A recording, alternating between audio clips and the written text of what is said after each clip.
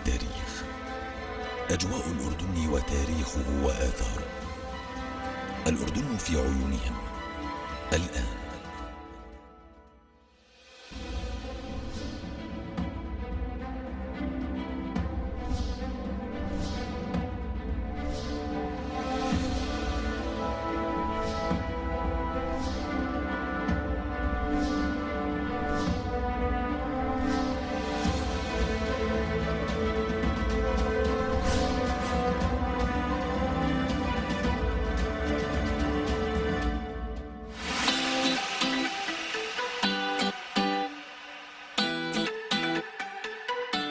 Hello, I'm Henry Wooster. I'm the Chargé d'Affaires at the U.S. Embassy in Amman, Jordan. And I'm out walking in one of my favorite parts of Jordan, which is the Zarqa River Valley. It will be on my left shoulder throughout the walk here. And if you're ready now, folks, I'd like to take you on a walk and show you one of my favorite parts of Jordan. Ready? Let's go. So I came to this spot maybe a year and a half ago for the first time. The previous U.S. ambassador had introduced me to the area, and I've been coming here ever since then. It's my favorite place in all of Jordan. When you're here in the springtime, we're catching a little bit of it now. When you're here in the springtime, this valley is so green that for a moment you mistake yourself for being in Ireland. Yeah. So we're losing a little bit of the green right now because it's getting warmer, but we'll catch more of it as we continue to walk down here. And also, you just keep the Zarqa River flowing on your left. It's a magnificent sound. It's a beautiful area. And the only people I ever run into when I'm out here are farmers and sometimes local children. And that's about it. Yeah. So this is off the beaten path from the tourist trail. It's very much off the beaten path, which is why I love it. Much as I have the utmost of appreciation for Wadi Rum and for Petra and all the other sites in Jordan, this still is perhaps my favorite one because no one is ever here with me. And it's a great moment to get away and to just take in some of the countryside and to catch a bit of Jordan. Whenever I post pictures of this area, people, particularly back in the States, will look at it and say, wait a minute, like, where are you? We thought you were in Jordan. Right. Because they don't realize that this is also Jordan. And then you see the folks who are working over here in the gardens, or rather in agriculture, and you'll see a lot of that throughout the trail. You'll catch a great deal of it. And I'm just entirely on my own, and you know, the children occasionally I'll see, or a farm worker will stop. I always get invited for a cup of tea. People are very friendly. Yeah. I always feel very safe. In fact, I don't even think about those aspects when I'm out here on the walk. The only thing I think about is how hot is it going to be by the time I finish. So depending upon how energetic I've been that day about getting out here early will depend upon how I am anticipating the walk. The typical place to start it is on the other end, which is by King's Highway. That's the normal starting point for most people, but I prefer to come this way because it's a lesser known entry point. And while that one still has pretty much no one on it, there is a police station and a water station at the other end. I just prefer to be out here where there's really no one or nothing. Sure. When you start. So for me, that's far preferable. So again, if I'm putting my daughters out here, you can be sure that I felt it was a secure area. And have you had a chance to do some hiking elsewhere in Jordan? I have, all over the country. So I don't think I can, I don't think I have the track record of our previous ambassador, Ambassador Wells, who had an astonishing hiking record here in Jordan, probably every weekend, I think. Yeah, and all over the place. So I haven't matched that, but I have been from the north to the south, the east, the west, in and out of gorges, in the hilly or the more mountainous areas, the deserts, so forth and etc. So for me, my preference, I'm more of a north end of the country kind of guy, right? I love Wadi Rum for all the beauty and the splendor that it has, but my first preference is to be out in an area like this. And I think it's probably because in many ways it reminds me of my home. Sure. My home state of Maine, which in many ways is familiar and would look a lot like parts of this. And Maine is a fairly rural state compared to the rest of the U.S., so there's a lot of opportunities to get out in nature and hike like this. And I grew up that way. Yeah. So, a couple times a month. So I obviously have to limit it to weekends. And then it depends what's going on a given weekend. So I'm not, you know, I don't want anybody to have the mistaken impression that the only thing I'm doing is hiking every day. As much as some days that would be a welcome distraction. But no, on the weekends it's a great activity. And I find that the weather in Jordan is such that you can do it year-round, including in the hottest months, such as July and August. You just have to get an early start so that you're not, you know, out baking in the middle of the day. But if you get an early start, the mornings are cool, they're refreshing, it's dry, it's not humid, it's a very pleasant atmosphere, in many ways akin to, say, Southern California. Well, the summer you have to get out early, and the best time to be here in the valley to really appreciate it, in my view, is in the spring, when it's lush, and it really is. I know that's not a term people often associate with an arid country like Jordan, but this valley is in fact lush in the springtime. And even now, while the color is starting to fade from the hills, where a month ago it would have been vibrant green, even a couple of weeks ago, but still we've got greenery here, we've got the river, we've got agriculture, some folks and it's working just out over here. It's just a peaceful place. So they grow a variety of different vegetables out here. So if you get down to the far end, I'm not sure of the science on separating and how, but I know on the far end they have they have nursery areas, so where they're growing trees. And in fact, somebody explained to me once which kind of trees they were, and they range from those that they export. I think some of those trees are grown for markets that are often Saudi Arabia. And then other things that are more produce in the sense of vegetables like you're seeing here. So I know there are potatoes out here. I know there's cabbage. I know there's wheat, tomatoes, and I forget what other thing. I'm guessing over here we're looking probably at lettuce and so forth and etc. But the other thing that I like to remind people, especially when they're with me on this hike, is always look over your shoulder. Always take a look back. Because when you're walking, the natural tendency, of course, is to look straight ahead. But the view, the perspective, if you stop for a moment along the way and just take a look backwards, you get, you know, a view that you hadn't appreciated because you're so focused on what's in front of you. And I love the sound.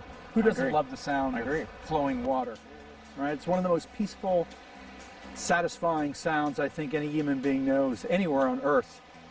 There's such a strong connection between humans and water, and such a desire to live near water and to be near water.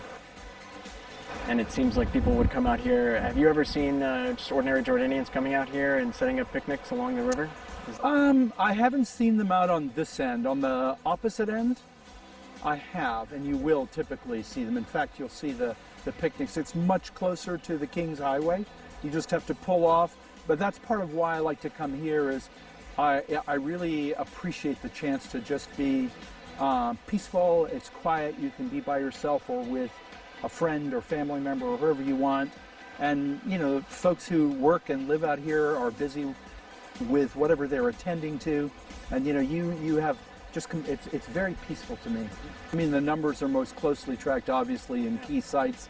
For instance, Petra, I presume Wadi Rum, and you know, the natural or the tourist destinations. It'd be very hard to track numbers here unless this became a thoroughfare, which I pray it does not. And I think for the people who are here, the people who live here, work here, in terms of the ethos of being out in the outdoors and of most hikers, I appreciate that it's their space.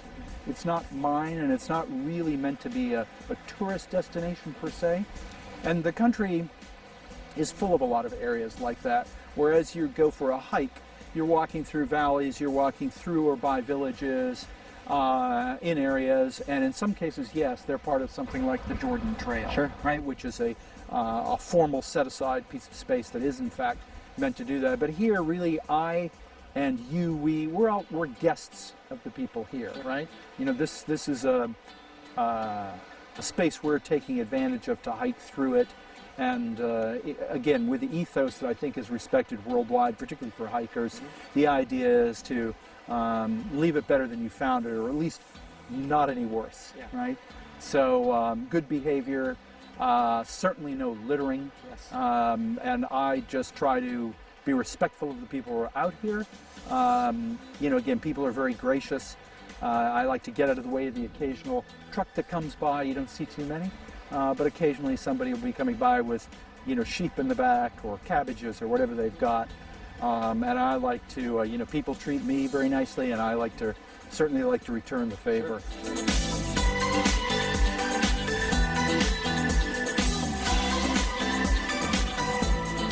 I think the thing that stands out to me about Jordan is the fact that in Jordan, beyond the contacts that any of us have in our work relationships as professionals, in our case as diplomats, I know plenty of Jordanians who have nothing to do with my formal life.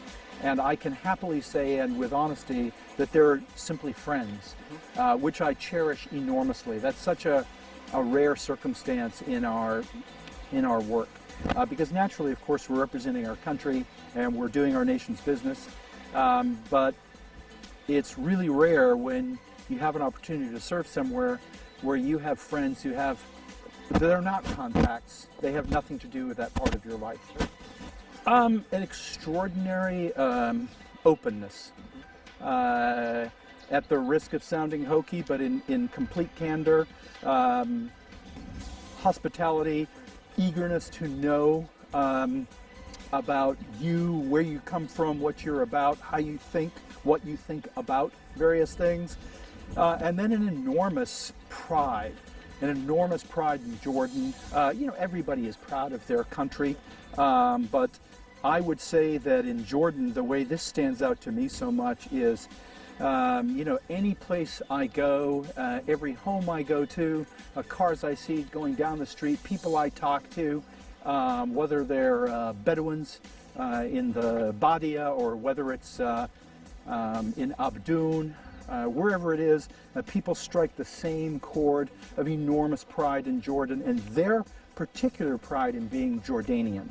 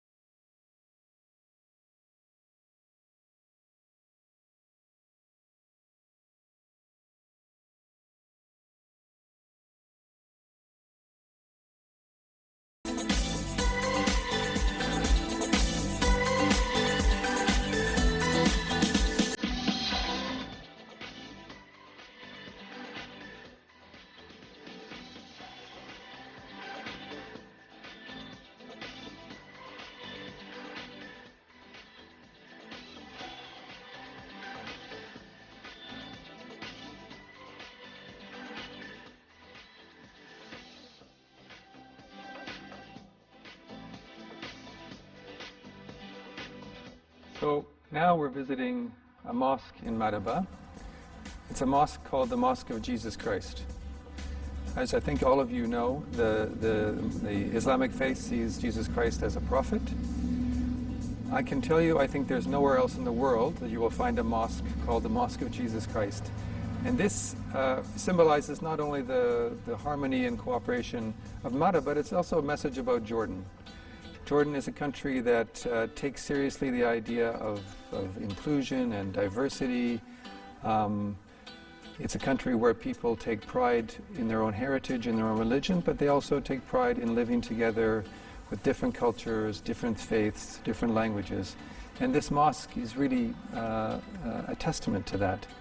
A mosque named the Mosque of Jesus Christ. It was built about 10 years ago as a message to send a message of tolerance and togetherness. And it's a real privilege for me to be here today.